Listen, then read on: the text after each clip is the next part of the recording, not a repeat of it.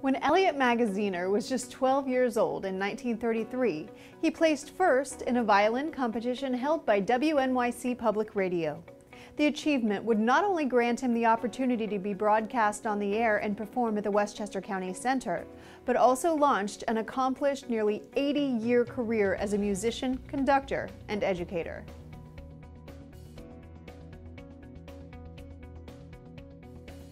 Clearly a gifted musician from an early age, Mr. Magaziner cemented his career path by completing coursework as a student at the National Orchestra Association, where he was a member of a training orchestra that sent him performing around the country, as well as Princeton University between 1937 and 1943.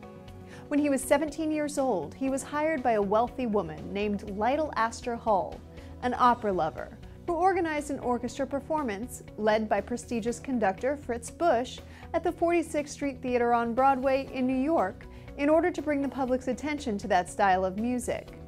The ensemble performed a different opera each week for 6 nights, and in the process he was being paid hundreds of dollars.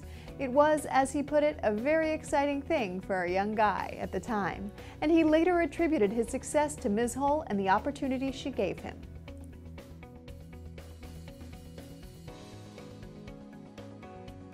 In 1940, he became a touring musician with the American Ballet Theater, and from there went into the U.S. Army Air Corps, where he served as a band leader of an entertainment unit. In 1950, he completed an additional 4 years of coursework at the Juilliard School in New York, and in 1952, he made his debut at Town Hall, the landmark New York City venue.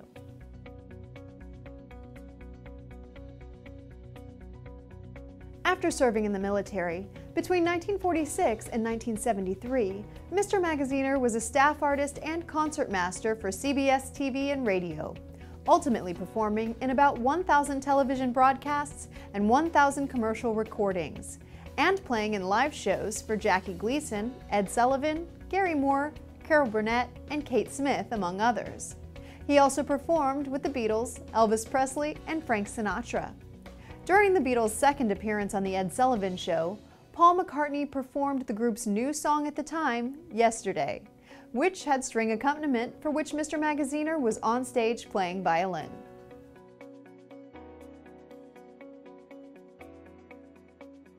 Throughout his career, he has served as an instructor at Concordia College, New York University, Purchase College, and the Summit International Music Festival, and was a visiting conductor for the Dubuque Symphony.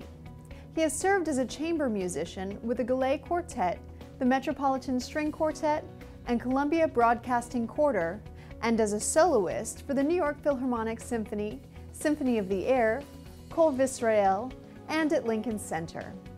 Mr. Magaziner has performed recitals in New York City, Washington, D.C., Detroit, Canada, Mexico, the Netherlands, France, and Israel.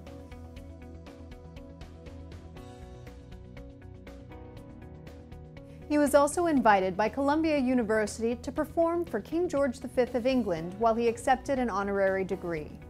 In 1970, Mr. Magaziner became the music director and professor of music at Manhattanville College in Purchase, New York, where he taught and conducted the orchestra, and in 2001 became part of the faculty at the Westchester Conservatory of Music. Additionally, he is a member of the American Association of University Professors, was the president of the New York TV Musicians, and a former secretary of the CBS Musicians Fund. In 2012, at age 90, he wrote an autobiography called A Violinist's Tale, reflecting on his storied career as an international soloist and recording artist and other musical opportunities.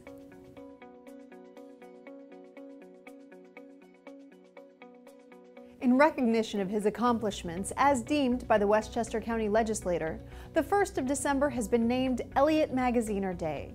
A recording of his Charles Ives Sonata No. 2 was also chosen by the New York Times as one of the 10 best of the year. For Mr. Magaziner, who has an affinity for collecting unique and ancient instruments, including a Pochette violin from the 18th century, his success was shaped by both a genuine enjoyment of this fine art and also an instilled discipline from the start of his musical journey.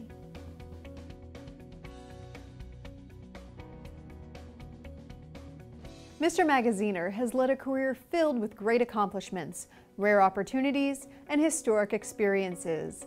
And he leaves behind a legacy of education, inspiration, hard work, and most prominent and loudest of all, wonderful music.